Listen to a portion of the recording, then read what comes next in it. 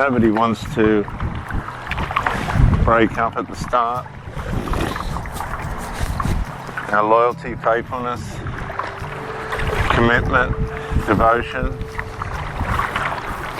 are designed to stay in the situation that we're in.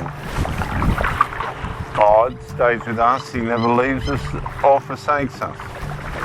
He doesn't need us to do anything to impress Him.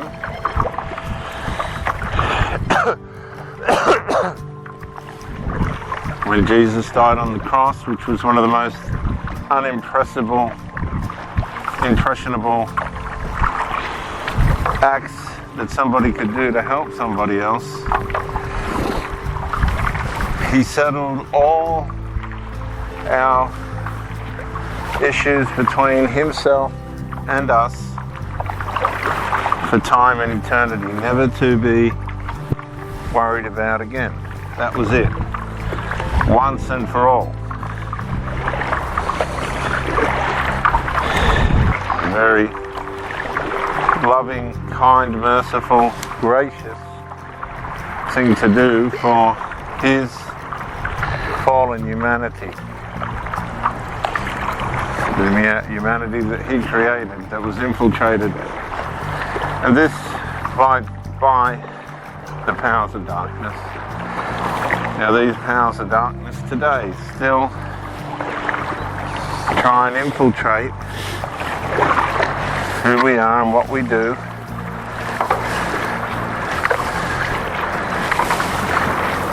On a regular basis.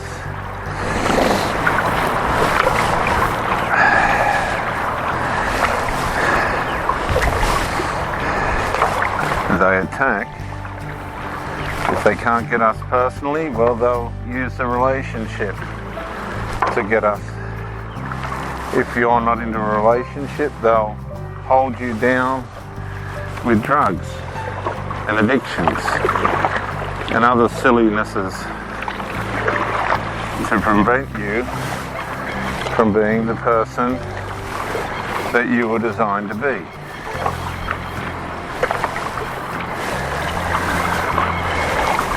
That's how it works.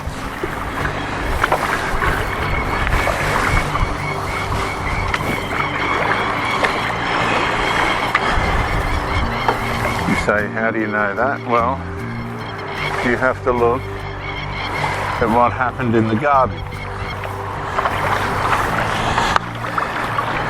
For some, to me, very obvious reason, the devil went after the woman.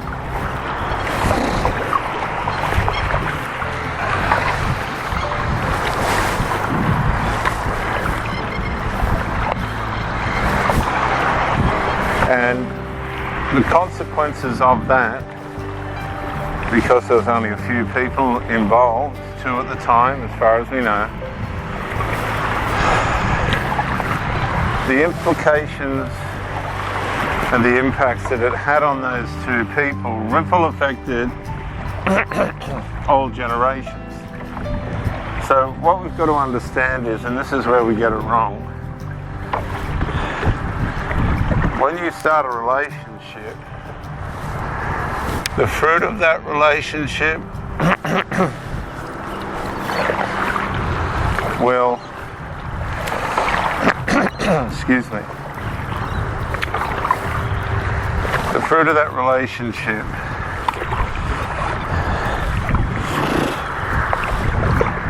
whether it be good or bad, will ripple effect onto the people associated with you.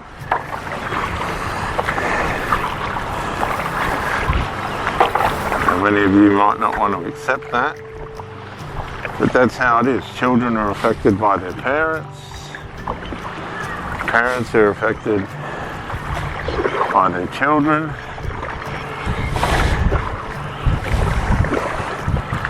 And all the consequences of our behavior and our decisions and the things that we do to ourselves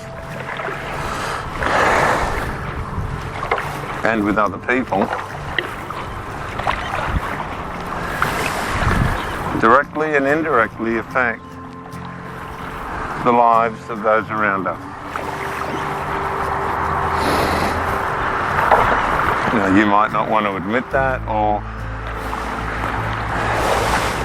accept that, but you are, one way or another, having an impact not only on yourself, but on the lives of those around you. If you're an addict, are you influencing others to be addicts?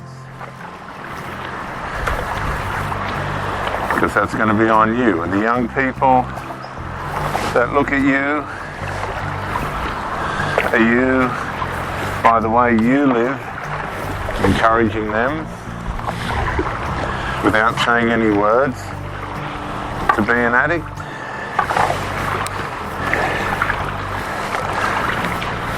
Now, you might not think you are, but I can assure you, influence is a very powerful way of affecting people's lives. We influence people by the things that we do. Whether we want to believe that or not.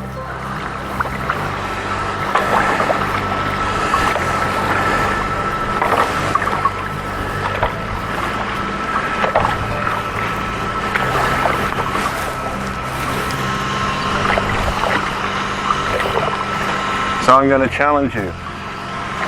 What part of your life and the things that you do are impacting you negatively and then ripple affecting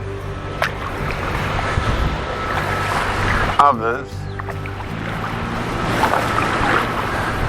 by the way you present yourself in your life? What fruit is growing from your tree and being picked or landing on the ground and being picked up? Because Jesus said you'll know them by their fruit, and he knew what he was talking about. What fruit is falling to the ground or being picked from your life that negatively impacts you and goes on to negatively impact those around you? And if there isn't any, thank God. Thank God that you had the wisdom to find a way through life to be able to remove from yourself and grow out of the infantile things that we do that affect ourselves and affect others. And if you, in that question, did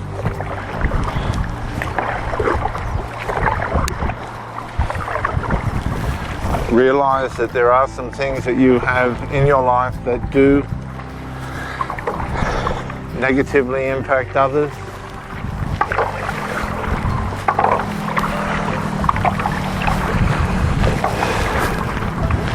then I challenge you to micro-incrementally and progressively, bit by bit, one step forward, two steps back, to change those habits and ways from your life to help your life and lead others into a better way of looking after themselves and looking after those around them.